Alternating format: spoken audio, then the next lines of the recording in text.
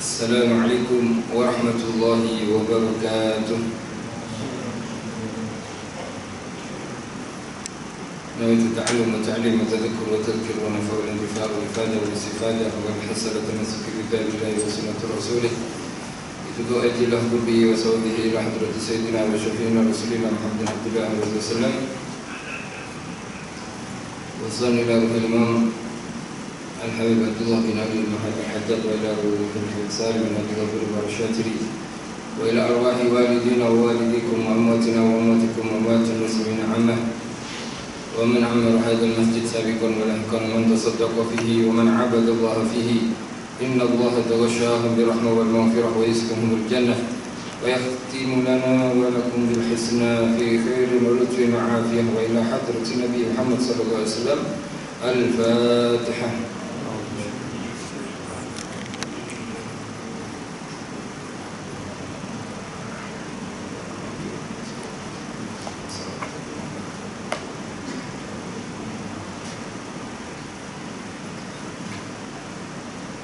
Alhamdulillahilladzi hadana li hadza wa ma kunna linahtadiya laula an hadana Allah. Allahumma shalli wa sallim ala sayyidina Muhammadin miftahi babi rahmatillah adada ma fi ilmillah salatan wa salaman daimain bi dawami mulkillah wa ala alihi wa sahbihi wa mawalah wa la hawla wa la quwwata illa billah. Rabbi shrah li sadri wa yassir li amri wahlul 'uqdatam min lisani yafqahu qawli. Amma ba'du.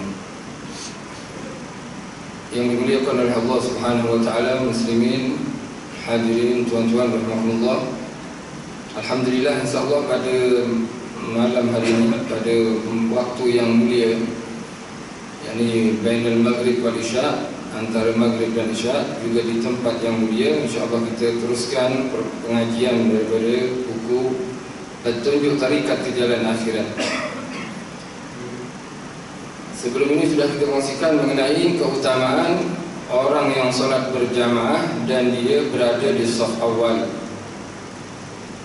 Ini keutamaannya bahwasanya sabda Rasulullah sallallahu alaihi wasallam, sesungguhnya Allah dan para malaikatnya sentiasa merahmati yusalluna, yakni akan terus bersalawat memintakan ampun kepada orang-orang yang berada di saf paling hadapan, di saf pertama. Oleh sebab itu kita sangat digalakkan, sangat disunahkan supaya kita mendapatkan saf pertama. Salah satu caranya adalah kita kena datang masjid awal supaya kita tak ada menyakiti oleh orang lain. Bagi sesiapa yang sengaja dia mengakhirkan dirinya padahal dia mampu untuk berada di saf pertama, maka Nabi juga memberikan peringatan dalam sabdanya yang bermaksud, ada satu kumpulan orang yang memang sengaja melewatkan dirinya daripada saf pertama sehingga akhirnya Allah terus melewatkannya, yakni daripada mendapatkan kelebihan kurniaan Allah dan rahmat Allah Subhanahu wa taala. Sekiranya kita mampu untuk berangkat awal-awal bagi masjid, kita boleh dapat saf pertama, maka berangkatlah. Jangan sengaja nak tunda-tunda padahal tak ada benda yang kita emergency, kita darurat. Kita pergi awal-awal supaya kita dapat segera kurniaan daripada Allah dan rahmat daripada Allah Subhanahu wa taala. Bab tu sudah kita kongsikan beberapa hari lepas. Kita akan masuk kepada lazimkan diri sentiasa solat berjamaah. Ini muka surat 110 insya-Allah. Bagi yang wahai saudaraku, hendaklah anda melazimkan diri untuk menunaikan solat 5 waktu itu dengan berjamaah dan sentiasa menjaga solat berjamaah pula, kerana solat jamaah itu melebihi pahala solat bersendirian sebanyak 20 darjat sesuai dengan bunyi sebuah sabda atau hadis yang sahih. Bagi kita yang memang nak melaksanakan solat, maka afdalnya adalah solat berjamaah. Banyak sekali fadilah berjamaah yang kita tak dapat hasilkan kalau kita solat sendirian. Bukan setakat 27 darjat tadi, tapi banyak lagi benda yang lain. Contohnya bila kita berada di saf pertama, itu kita akan dapat pahala hanya dengan solat berjamaah. Kita dapat kesunahan meluruskan saf dengan imam. Meluruskan saf antara saf pertama, kedua dan tiga. Itu adalah pahala yang hanya didapatkan dengan solat berjamaah. Kemudian kita boleh mengucapkan kalimat amin. Itu hanya juga dapat didapatkan dengan berjamaah. Kita juga mendapat safwatus solat, intisari daripada solat. yakni bila imam takbir, kita terus takbir. Ini hanya akan didapatkan dengan solat berjamaah. Kemudian setiap langkah kita yang kita langkahkan, ampunan dosa, diangkat darjat dan diberi pahala oleh Allah SWT. Ini hanya didapatkan dengan cara solat berjamaah. Jadi banyak sangat fadilah yang akan didapatkan bagi orang yang sentiasa melazimkan dirinya solat berjamaah. Sehinggalah seandainya dia banyak dosa, kemudian dia banyak melangkahkan kakinya ke masjid untuk menunaikan solat 5 waktu ini dengan jamaah, maka cukuplah langkah kaki saja sudah dapat memadam dosa-dosanya. Kalau nak banyak lagi, maka jalanlah dengan jalan yang jimat. Dan setiap satu langkah kan kita diampuni dosa. Langkah normal kita boleh 1 meter atau setengah meter di jimat. Langkah sikit-sikit aja. Jadi satu langkah diampuni dosa, satu langkah dapat pahala, satu langkah terus macam tu.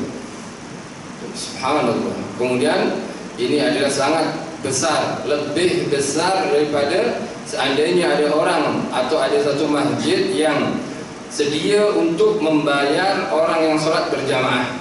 Contoh, ada satu masjid ni, siapa yang solat berjamaah di masjid ini satu waktu akan diubah atau diberi hadiah RM50. Itu satu waktu.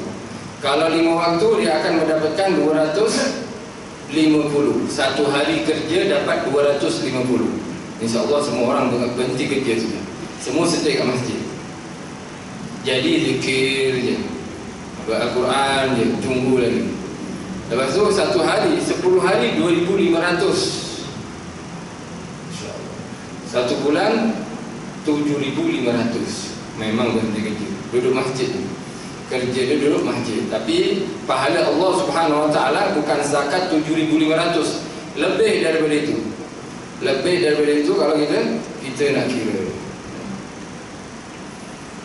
Oleh itu Nabi Muhammad SAW berkata kepada Abdullah bin Umi Maktum, seorang sahabat yang buta. Nabi bersabda, ketika Umi Maktum ni, Abdullah bin Maktum minta kebenaran untuk tak solat jamaah subuh. Kan solat jamaah subuh ni fadilah dia adalah besar. Solat jamaah paling afdal adalah solat jamaah subuh, khususnya subuh Jumaat. Orang munafikin tak akan pernah solat subuh berjamaah. Bukan tak akan pernah, sangat berat. Bahkan mereka banyak meninggalkan subuh dan isya berjamaah. Dan Abdullah bin Umi Maktum ini dikarenakan dia buta, tak dapat melihat jalan, dia nak minta kebenaran kepada Rasulullah. Kemudian, ya Rasulullah, bagi saya kebenaran untuk tak solat subuh berjamaah. Sebab kenapa? Sebab susah nak cari orang yang boleh pimpin saya. Kalau dia maghrib ada nak pimpin, isya ada nak pimpin, tapi kalau sebelum subuh tak ada orang, susah nak cari. Zuhur lagi ramai lah. Sehinggalah Rasulullah SAW bertanya kepada Abdullah bin Umi Maktum yang dia ni buta ya, bukan normal, dia buta. Nabi bertanya, hal tasma'u hayya 'ala salat, hayya 'ala al-falah? Ya Abdullah bin Maktum, adakah engkau mendengar panggilan azan ketika menyeru hayya 'ala salat, hayya 'ala al-falah? Mari melaksanakan solat, datanglah untuk menunaikan kepada kejayaan. Maka Abdullah bin Maktum berkata, qala na'am, saya mendengar. Maka Nabi bersabda, fahalummu halla, maka datanglah, sambutlah panggilan Allah Subhanahu wa Ta'ala. Orang-orang yakni muazzin tadi ketika azan, dia bukan saja azan. Muazzin adalah orang-orang wakil daripada Allah Subhanahu wa Ta'ala, nak bagi memanggil orang-orang tadi supaya dapat ampunan Allah Subhanahu wa Ta'ala. Seorang hamba yang baik, bila yakni pekerja yang baik, bila dipanggil tuannya, dia kena terus datang.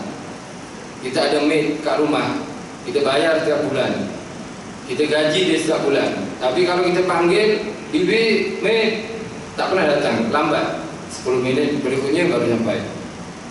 Macam mana agak-agak kita berhentikan ni, kita tolak gaji dia, kita tolak. Jadi Allah Subhanahu Wa Taala yang sentiasa beri nikmat kepada kita, ketika memanggil kita, hayya 'alas shalah, hayya 'alal falah, datang melaksanakan solat, datang menuju kejayaan, kita buat peka. Padahal kita bukan pekerja Allah, kita hamba Allah, lebih rendah daripada seorang pekerja, hamba Allah Subhanahu Wa Taala. Yang oleh itu Nabi Muhammad SAW ketika melihat orang-orang ramai tak solat berjamaah, Nabi ini teringin nak bakar rumah mereka. Sebab kenapa? Sebab mereka kurang ajar kepada Allah. Allah panggil melalui suara muazzin, tapi mereka tak sambut panggilan tadi. Mereka lebih mementingkan duniawi, hal-hal dunia mereka. Dikatakan, awas jangan sekali-kali anda meninggalkan solat dengan berjamaah tanpa uzur ataupun dengan uzur yang tidak munasabah. Usahakan kita solat, sentiasa solat berjamaah. Kalau tak boleh di masjid, kita solat di rumah. Para salaf kita, bila mereka dah tertinggal di masjid, maka mereka akan datang kepada peniaga. Datang peniaga bukan nak beli, minta tolong, tuan, tolong teman saya untuk solat, saya belum solat lagi. Oh tapi saya tengah niaga, baik saya bayar. Solat itu siap mampu bayar orang dulu. Untuk apa? Untuk mendapat teman solat. Istilahnya untuk dia dapat solat berjamaah, untuk menjaga solat berjamaah dia. Sebab tak ada riwayat satupun yang meriwayatkan bahawa Nabi Muhammad SAW pernah solat seorang. Tak pernah ada, walaupun satu kali tak pernah ada. Nabi walaupun hukum di dalam mazhab kita ini solat jamaah adalah fardu kifayah atau sunnatun muakkadatun, ada khilaf bainal ulama, akan tetapi Nabi tak pernah tinggal perkara tersebut, yakni solat berjamaah. Sampai Abdullah bin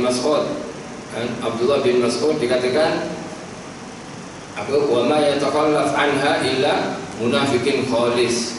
Di zamanku dulu, di zaman Rasulullah SAW, tak pernah ada orang yang nak lambat atau tinggalkan solat berjamaah, melainkan dia memang 100% munafik, pure munafik.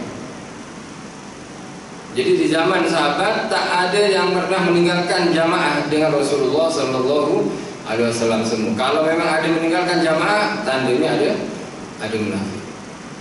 Oleh itu Al-Imam An-Nawawi Al-Banzani dalam syarah kitab Bidayatul Hidayah, kalau kita baca, fadilah, termasuk fadilah berjamaah ini adalah orang ini akan terbebas daripada dua perkara.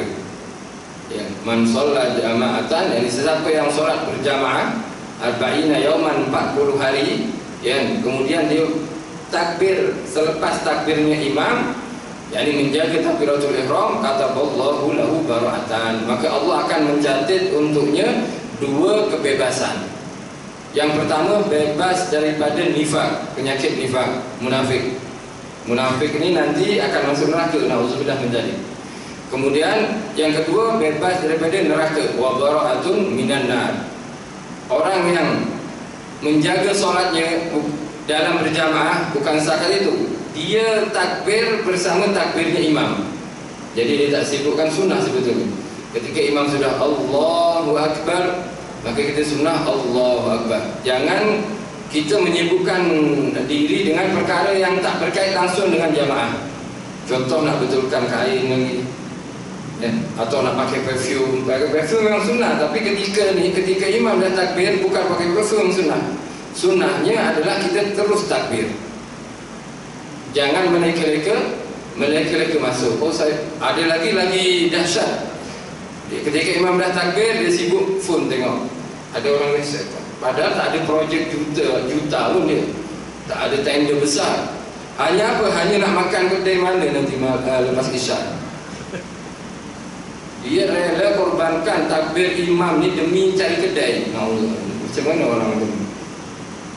Kalau pakai nak perfume sila, kalau nak balas mesej sila, tapi belum sebelumnya imam takbir tadi. Kalau dah takbir, kita fokus menghadap Allah Subhanahu wa taala. Jangan sampai hilangkan. Ini sunnah Rasulullah Sallallahu Alaihi Wasallam. Bukan boleh coba, terus dilaksanakan 40 hari. 40 hari. Ada seorang perempuan solihah. Perempuan solihah yang memang dia boleh memiliki kelebihan daripada perempuan yang lain. Dia ini dibuka hijabnya untuk melihat Ka'bah. Jadi setiap solatnya, ketika nak solat tu, dia kena lihat Ka'bah dulu. Tapi dia bukan di depan Ka'bah lah. Kalau depan Ka'bah tak perlu buka hijab, memang depan dia, ya. Jadi dia ada di Mesir, ya, kawasan Arab yang jauh. Setiap nak takbir dia nampak Ka'bah. Masalahnya apa? Masalahnya dia nak fokus untuk melihat Ka'bah ni lama. Sampai-sampai imam dah takbir, dia kena fokus. Pejam mata dulu, fikir dulu, tengok, buka mata, ada Ka'bah, Allahu Akbar, nampak Ka'bah terus Allahu Akbar. Sehinggalah kawan dia tanya, kawan sebelah dia tanya, "Puan, kenapa puan ni takbir lama?" "Oh, saya ni sebetulnya tak pernah solat, melainkan saya ni kena lihat Ka'bah dulu, baru saya takbir." Kawan tu pandai. Bukankah yang sunnah tu adalah ketika imam takbir, puan kena takbir terus? Adakah perbuatan puan melihat Ka'bah ini lebih mulia daripada sunnah Nabi Muhammad SAW? Maka para ulama mengatakan tak ada bandingan. Baik jangan melihat Ka'bah daripada engkau ketinggalan takbir selepas imam. Sebab Nabi menggalakkan yang pertama ini sunnah Rasulullah. Dan melihat Ka'bah itu bukan sunnah pun kalau itu bukan di depan Ka'bah. Jadi istilahnya orang yang boleh melihat Ka'bah ini memang dia mungkin macam hebat, tapi lebih hebat lagi bila orang ini mengikut Nabi Muhammad Sallallahu Alaihi Wasallam. Takbir selepas imam takbir lebih afdal daripada kita nak fokus tunggu lama melihat Ka'bah. Itu kelebihan daripada solat berjamaah, sangatlah banyak. Kemudian orang yang solat jamaah ini insya-Allah terlepas daripada api neraka, kehidupan dia senang dunia dan akhirat, segala urusan dimudahkan oleh Allah Subhanahu wa ta'ala. Dikatakan jangan tinggalkan solat berjamaah ini dengan tanpa uzur. Kalau memang ada uzur, betul-betul uzur, misalkan hujan, termasuk uzur-uzur jamaah yang kita belajar dalam fikah tadi, itu tak ada masalah. Mungkin sakit, tak larat kita nak pergi solat berjamaah, khususnya yang sekarang kita mungkin ada demam. Kalau demam, lebih-lebih kalau kita batuk, itu baik jangan jamaah kat masjid lah. Risaukan apa? Mungkin kita tak positif, tapi mungkin kita bawa, akhirnya orang yang lain kan kena jaga-jaga. Yang ini bukan jaga diri kita, tapi jaga orang di sekitar kita juga. Jadi kalau dah tak sihat, ya ikut. Kalau sekarang wabak macam ni dah berpuluh ribu, jadi kita hati-hati insya-Allah. Alhasil kalau memang tak ada uzur, tak ada solat berjamaah, maka perlu ditanyakan iman daripada orang tersebut. Sebab Nabi Muhammad SAW bersabda, "Man sami'an nida'a farigon sahihan falam yujid fala salatalah." Sesiapa yang mendengar panggilan azan, dia tahu ada panggilan azan, Allahu Akbar, Allahu Akbar, Allahu Akbar, Allahu Akbar, hayya 'alas salah, dia pun tak tahu. Padahal dia free, yakni dia tak busy pun, tak sibuk, badan dia sihat, tapi dia tak datang, tak sambut di panggilan Allah, maka fala salatalah, tak ada solat untuknya. Maksudnya solat ni, kalau mazhab kita tak ada solat sempurna, tak sempurna solat dia, tak sempurna solat orang tersebut. Mazhab lain, fala salatalah, tak ada solat sah. Ada sebagian mazhab kan mewajibkan solat berjamaah. Kalau kita solat jamaah ini hanya wajib ketika solat Jumat sahaja, itu wajib. Atau kita nazar nak solat berjamaah, itu wajib. Tapi kalau solat jamaah 5 waktu tak wajib untuk mazhab kita. Ya. Adapun solat Jumat adalah wajib berjamaah. Dengan uzur-uzurnya, sangat banyak uzurnya. Contohnya hujan, misalkan sakit, termasuklah sakit yang sampai kita bertayamum, atau hujan kuat atau lebat. Kemudian banjir, pastilah banjir. Lepas tu orang buta yang tak ada orang yang mimpin, ini termasuk uzur Jumat dan uzur jamaah juga. Atau tak ada pakaian yang sesuai untuknya, ini juga termasuk uzur. atau dia menjaga orang sakit. Ustaz, saya sebetulnya nak solat jamaah Ustaz, tapi saya kena jaga mak saya. Mak kalau tak ada saya, dia sedih, takut dia tak nak makan, apalah, dia istilah tak selesa. Maka orang ni jangan solat jamaah, dia jaga mak. Tak ada. Bahkan solat Jumaat pun orang seperti ini tak ada masalah. Dalam fikah dikatakan bila dia menjaga keluarga yang memang selesa keluarga ini dengannya, sehinggalah mak tadi cakap, tolonglah jangan solat jamaah, mak perlu engkau lama solat Jumaat misalkan. Baik orang ini jangan solat Jumaat, walaupun Jumaat Jumaat bukan wajib ke Ustaz? Memang Jumaat wajib, orang tua wajib. Tapi bukan Jumaat terus kita tak solat zuhur ya, kita solat zuhur kat rumah lah. Jangan Jumaat tak solat, kemudian zuhur tak solat. Ini dosa lah, haram orang macam. Maksudnya apa? Maksudnya solat Jumaat ini boleh gugur dengan kita menjaga orang tua kita yang sakit, yang memang memerlukan kita. Saya ada akak atau ada adik perempuan, ada isteri, tapi mak ni tak nak makan, dia menjerit-menjerit kalau tak ada saya misalkan. Baik duduk dengan mak. Tapi kalau sekiranya isteri kita boleh jaga mak kita atau adik-beradik kita boleh jaga, maka kita wajib solat Jumaat. Uzur yang munasabah. Jika anda sampai di tempat yang diadakan solat berjamaah, lalu anda mendapat jamaahnya sudah usai, ataupun anda duduk di rumahmu kerana menjaga keselamatan dalam agama umpamanya, maka jangan lupa mencari orang yang mahu menyertaimu dalam solatmu itu agar anda dapat memperoleh pahala jamaah tersebut. Disunahkan kita mencari orang yang boleh menemani kita solat, walaupun orang tadi dah solat misalnya. Kita masuk masjid ni dah solat. Contoh sekarang ini belum bisa lagi. Contohnya sekarang ada orang yang belum solat maghrib, masuk ke sini orang dah lepas solat semua. Maka sunnah bagi orang masuk tu untuk mencari salah seorang dari jamaah. Tolong teman saya solat. Tak nak lah, melainkan kau bagi aku RM50. Bagi ya. Kalau dia mau nak bayar. Tapi orang dulu memang bayar. Kalau orang dulu memang bayar.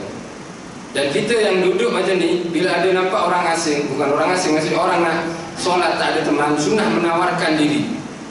Nak solat ke? Ya nak solat. Boleh saya teman? Boleh. Dan kita jadi makmumnya. Jadi imam tak boleh Ustaz? Boleh. Jadi imam boleh. Dan ketika jadi imam kita wajib niat imaman nanti. Ini disebut solatul mu'adah, solat yang diulangi. Solat mu'adah ni adalah orang ni dah solat fardu, kemudian dia solat fardu lagi. Dah solat maghrib tadi, nak solat maghrib lagi. Boleh tak? Boleh. Bedanya apa dengan solat biasanya, solat yang pertama dengan solat kedua? Bedanya kalau yang kedua ini, bila dia jadi imam, dia wajib imaman. Kan sepatutnya imaman, niat imam ni kan tak wajib, melainkan Jumaat saja kan. Sebab solat Jumaat ni kan wajib berjamaah, hatta imam wajib berjamaah. Oleh sebab itu imam ketika solat Jumaat wajib niat imaman. Usolli fardhul Jum'ati imaman. Adapun makmuman bagi solat Jumaat itu memang wajib. Walaupun bukan Jumaat, wajib juga makmuman ini. Bagi imam selain Jumaat sunnah. Seandainya ada imam mengimami kita, usolli fardhul isya'i lillahi ta'ala, dia tak ada pun niat imaman, sah solat kita dan sah solat dia. Bedanya kita dapat fadilah jamaah sebab kita niat makmuman. Si imam tak dapat fadilah jamaah, dia macam solat seorang. Kenapa? Sebab dia tak ada niat imamah. Imam selain solat Jumaat tak wajib niat imam. Solat Jumaat dan solat apa tadi? Yang mengulang. Yang mengulang. Jadi kita akan masuk dalam firman Allah Subhanahu wa taala, wasta'inu atau wa ta'awanu 'alal birri wat taqwa. Saling menolonglah ke atas benda baik dan ketakwaan. Bila ada orang nak solat, nak solat ke? Saya teman. Tak ada masalah. Kalau dia memang tak nak jadi imam, kita jadi imam, jangan lupa niat imamah. Lagi-lagi kalau kita awal solat seorang, kemudian kita solat berjamaah, itu lebih afdal. Imam Ghazali mengatakan pahalanya yang nomor satu yang akan diterima. Majoriti ulama mengatakan solat yang menggugurkan kewajiban ya solat pertama. Solat kedua itu adalah solat tambahan untuknya. Tapi Imam Ghazali mengatakan tak, mana yang lebih sempurna.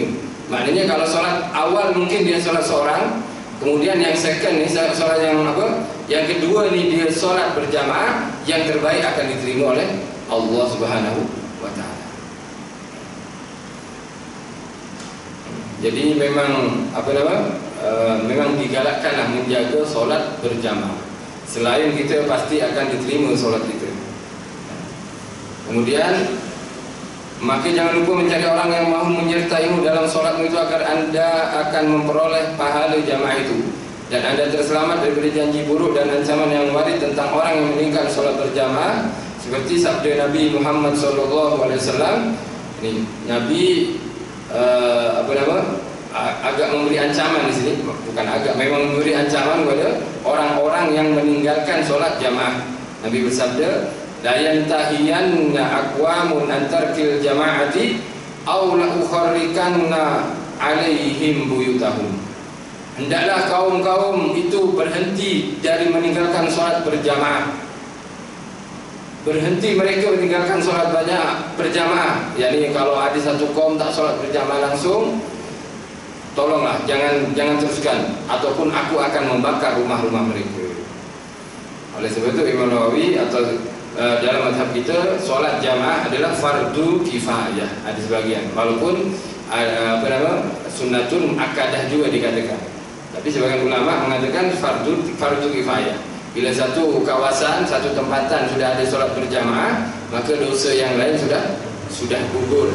Akan tetapi kalau tak ada solat berjamaah langsung di kawasan, di tempatan tersebut, maka seluruh penduduk yang duduk tempatan tadi akan mendapat dosa daripada Allah Subhanahu wa ta'ala. Ini ancaman Rasulullah sallallahu alaihi wasallam. Istilahnya bukan Nabi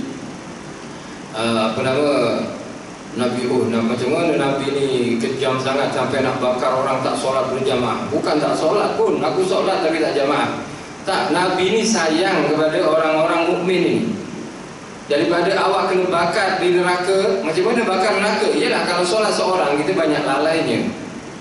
Bila kita solat seorang susah nak khusyuk, susah nak dapat solat 100% diterima, ni susah. Dan akan banyak kehilangan fadilah daripada jamaah itu sendiri. Sebagaimana kalau kita fahami secara zahir, macam mana Nabi nak bakar rumah orang-orang mukmin?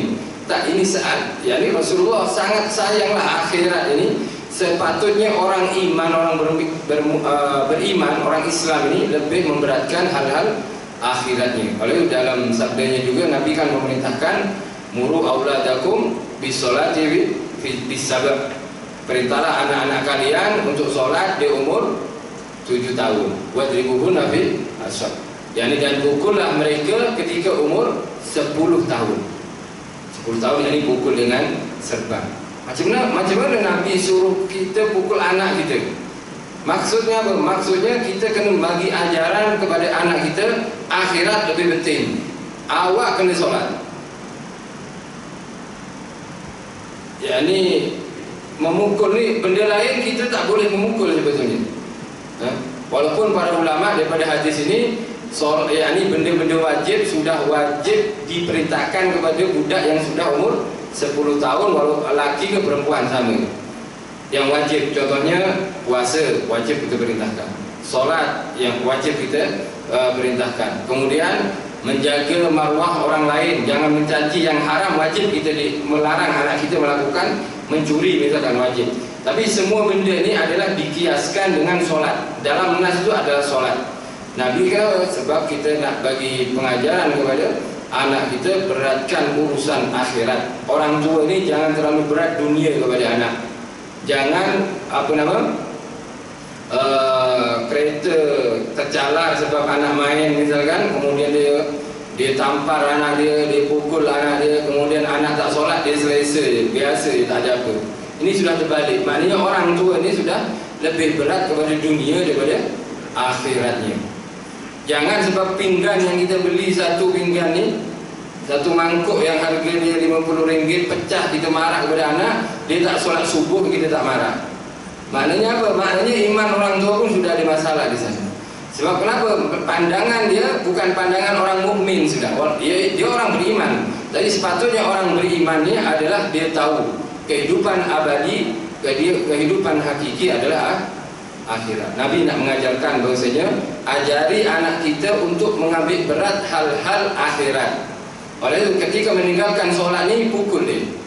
Ketika dipecahkan pinggangnya, jangan ya ni remeh, tak apa, nanti insyaAllah ada rezeki lain, kita boleh beli lagi, tak apa, ni cara sikit je misalkan. Jadi anak tu tak mengambil berat hal dunia je, walaupun dia bagi pengajaran juga dan bagi, tapi jangan sampai hal-hal dunia lebih kita beratkan daripada hal-hal akhirat. Dan juga Nabi Muhammad SAW bersabda, "Man sami'an nida'a farigon sahihan falam yujib fala salatalah." Siapa yang mendengar seruan azan sedang dia kosong dan sehat, yakni dia free, dia sehat, lalu dia tiada datang bersolat jamaah, maka tiada solat baginya. Maksudnya tiada solat adalah tak ada solat sempurna bagi orang tersebut.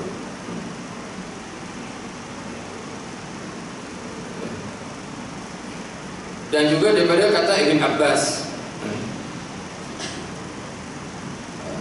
khususnya solat subuh berjamaah, Nabi Muhammad SAW kan ada dalam satu sabda yang bermaksud siapa solat solat isyak berjamaah, maka ka'annahu qama nisful lail, seakan-akan dia tahajud atau qiyamul lail selama setengah malam.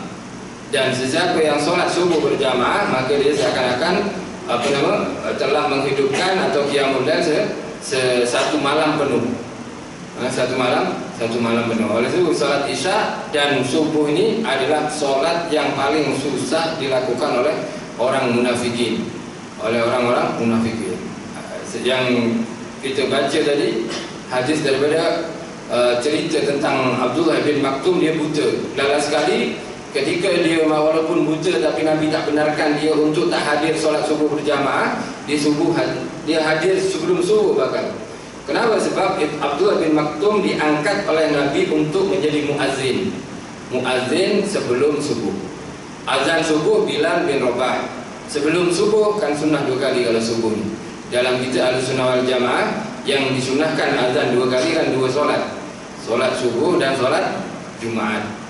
Solat Jumaat walaupun di zaman Nabi tak dibuat, tapi di zaman Sayyidina Utsman bin Affan itu boleh diikutkan, sebab Sayyidina Utsman pun adalah seorang sahabat yang boleh kita menjadi panduan kita juga, sebagaimana sabda Rasulullah SAW, siapa yang mengikut sahabatku maka dia telah dalam petunjuk Allah Subhanahu wa taala.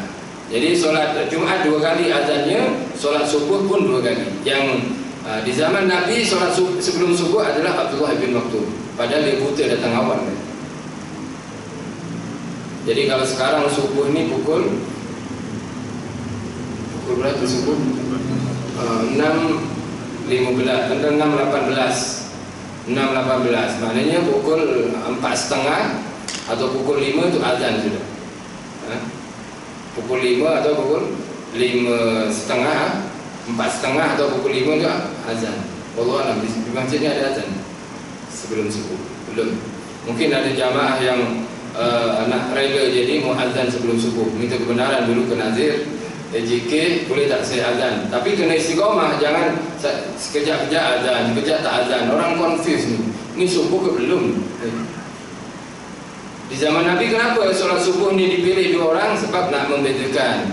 Nabi berkata kepada para sahabat, bila kalian mendengar azannya Abdullah bin Maktum, teruskan makan, sahur maksudnya. Tapi bila dah dengar azannya Bilal, suara Bilal, maka berhentilah makan, maknanya subuh dah masuk. Oleh itu sunnah, walaupun satu muazzin boleh, satu muazzin untuk 2 azan. Muazzin ni seorang, tapi dia azan 2 kali. Sebelum subuh dia azan, selepas subuh dia azan juga. Tapi disunahkan beza azan dia. Yang subuh ni lain, yang sebelum subuh lain. Jadi orang boleh jam, siapa ni azan? Oh ni Haji Fulan ni azan ni, oh sebelum subuh.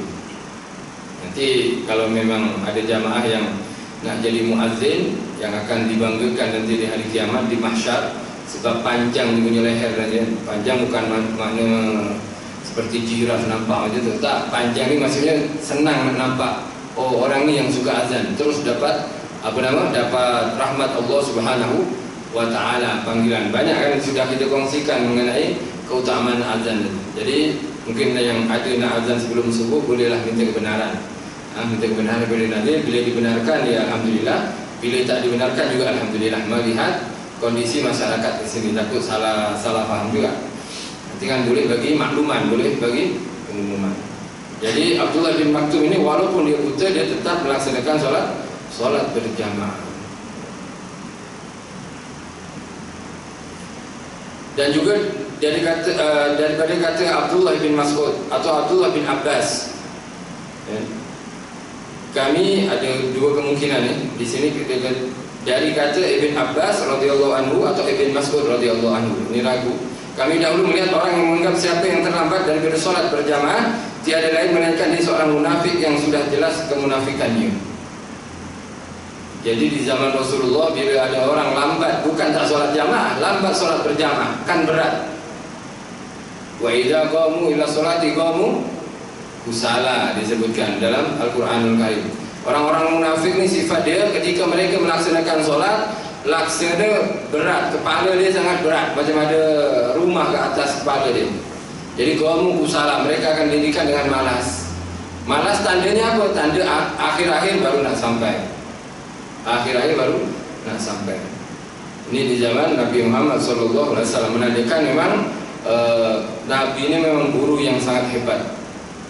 Yang para sahabat yang semuanya anak murid Rasulullah SAW, praktik ilmu terus betul-betul 100% mengikut Nabi Muhammad SAW. Sebab itu pada zaman Rasulullah SAW, seseorang itu akan dipaut oleh dua orang lelaki hingga didirikan di sof.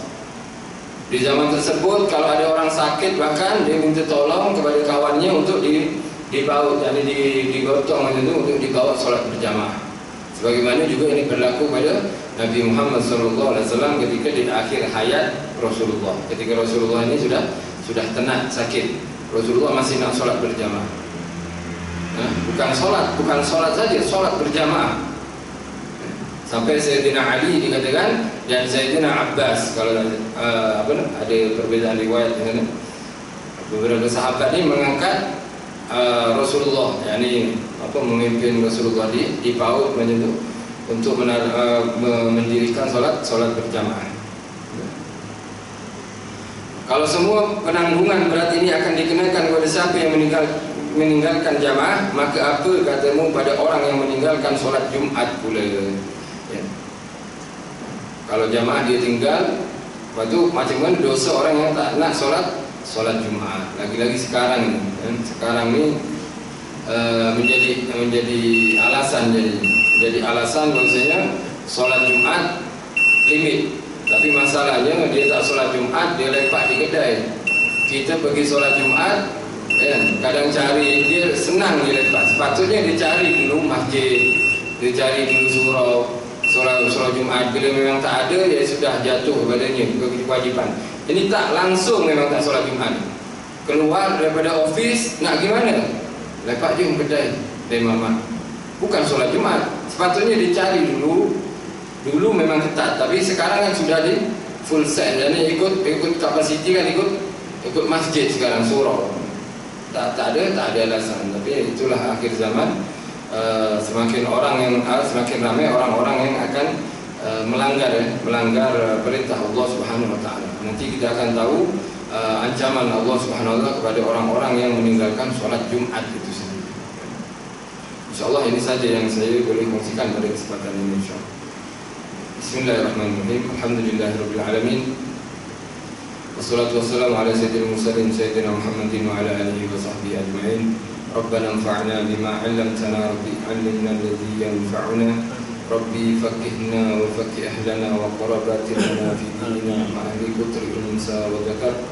Rabbana aslih lana kulla syu'un wa akir rabbir ridha minkal uyun waqdi anna rabbana kulla tuyun qabla an ta'tiyana rusulul manun waghfir wastur anta akramu man satar. Wa salatullahi ta'ala mustafa man ilal haqqi da'ana wal wafa bi kitabin fihi linasi shifa wa 'ala al-ali al-kiram syurafa wa 'ala as-sahbi al-masabih al-ghurar. Allahumma ihdina bihudak waj'alna mimman yusari'u fi ridhak wa la tuwallina waliyan siwak wa la taj'alna mimman khalafa amraka wa 'asak. Wa hasbunallahu wa ni'mal wakeel wa la hawla wa la quwwata illa billahi al-'aliyyil 'azim. Wa sallallahu ala sayyidina Muhammadin wa alihi wa sahbihi. Alhamdulillahirabbil alamin. Al-Fatihah.